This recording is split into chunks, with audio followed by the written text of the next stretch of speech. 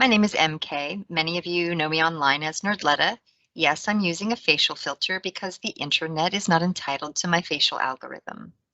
Professionally, I'm a global systems integration architect and engineer, public policy research consultant, and forensic data analyst. In the community, I'm involved as a data activist where I leverage my professional expertise as a reverse engineer and data scientist to unpack the complexities of land use deregulation, Wall Street financialization, and false narratives regarding market rate redevelopment, the crisis of affordability, and the epidemic of displacement. I'm making this video today because Don't Shoot Portland has launched a campaign to reclaim a historically significant place for the Black communities of North and Northeast Portland, the Albina Arts Center at 8 Northeast Killingsworth. An excerpt from the press release for the launch of that campaign reads, after a 2015 court decision, the Oregon Department of Justice failed its obligation to oversee the process which required the impartial selection of another charitable organization by a court-appointed receiver. As a result, the property is currently operated by an organization under primarily white leadership without the requisite 501c3 status, focused on commercial and business interests rather than prioritizing service to underrepresented community members, perpetuating a long history of systemic and structural betrayals of trust and policies of displacement and dispossession predicated on classism, racism, and white supremacy. In 2019, Don't Shoot Portland reached out to the Oregon Department of Justice to discuss acquiring the Albina Arts Center property. It was then discovered that the court-appointed receiver had selected an organization to receive the benefit of the property based on personal relationships and without any application process or request for proposals. That organization was also not an established 501c3 tax-exempt charity as required by the Oregon Department of Justice and was not aimed at serving the Black communities of North and Northeast Portland. Rather, the organization is focused on commercial and business interests. So, I'm speaking up today in solidarity with Don't Shoot Portland and as an active and engaged accomplice in the campaign to reclaim the Albina Arts Center as a resource for the Black community. The lived experiences of Portland's Black community and the stories of generational dispossession are obviously not mine to tell. What I will be speaking on today, and what is my responsibility as someone who was born into this world wearing an invisible backpack full of the benefits of white privilege, is how this city operates for certain members of the business class who launder racial capital's cash through real estate, those who benefit from the revolving door of regulatory capture, and who profit from extracting wealth and cultural assets from low-income immigrant and BIPOC communities, and more specifically from generations of Black Portlanders. Today, I'm going to tell you some of the things I know. I'm here to drop some facts, and I'm here to do my part in breaking the conspiracy of white silence by saying some of the quiet parts out loud and biting the hand that has kept my invisible backpack stocked with unearned gifts to maintain my compliance and complicity. So let's get to it.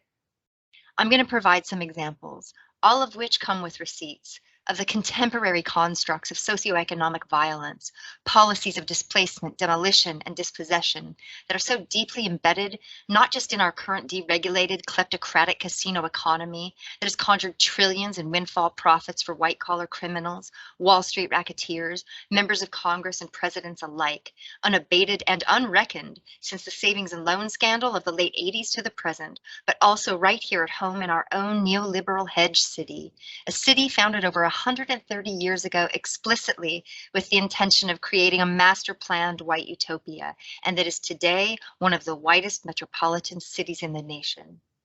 A city that was the operational headquarters for Michael Milken, the junk bond king of the savings and loan scandal after Reagan-era financial deregulation made wealthy white men even wealthier as they plundered other people's life savings through straw man real estate deals that after even more egregious Clinton-era finance deregulation in late 1999, became the blueprint for the rampant mortgage-backed securities fraud, collusion, and predatory lending that specifically and disproportionately target African Americans and displaced over 10 million people in the foreclosure crisis after credit markets froze and the economy collapsed in 2008.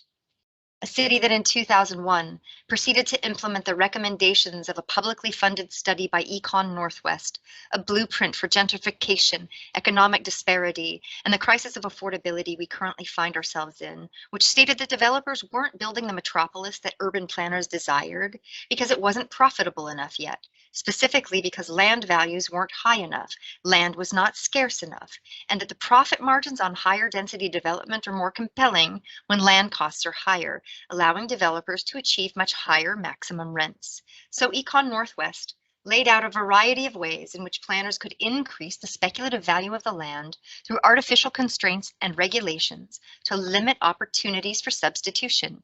They even explicitly recommended choking off investment outside the central core by restricting and raising the cost of development there, while providing a variety of discounts, waivers, and incentives to redevelop the inner city, stating that their recommendations were the most effective ways to increase density in urban centers, but that they were neither economically efficient nor socially equitable.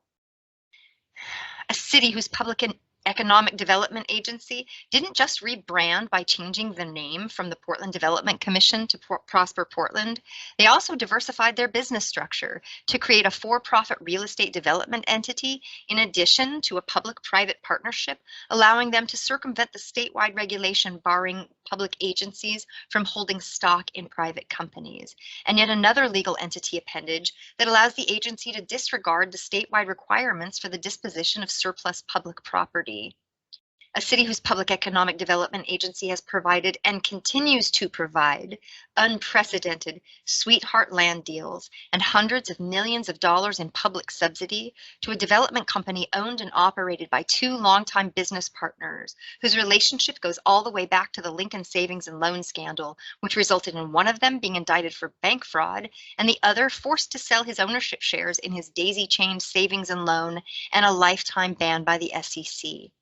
A city that recently increased the speculative value of real estate in 96% of the city through broad strokes upzoning of the residential infill project, despite the fact that all three commissioners of color on the Planning and Sustainability Commission voted against the proposal specifically because it would disproportionately increase the displacement risk for low-income and BIPOC communities. One dissenting commissioner, the only Black member at the table, repeatedly referred to the policy as institutional racism and an arrow of displacement. But they were outvoted by 5-4 in a commission where the vice chair is not only a residential middle housing infill developer, but who is also in a financial partnership with the world's largest vertically integrated, publicly traded iBuyer property tech corporation, Opendoor, funded in part by Blackstone, the world's largest private equity corporation, Wall Street landlord, and the creator of rent-backed mortgage securities. A city that prior to the passage of the residential infill project used public funds to literally draw speculative real estate developers and investors a map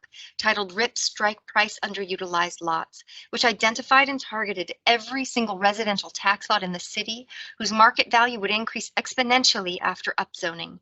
providing a chosen few investors with an opportunistic advantage to buy, sell, and hold more than a year and a half in advance of the passage of that sweeping piece of land use deregulation.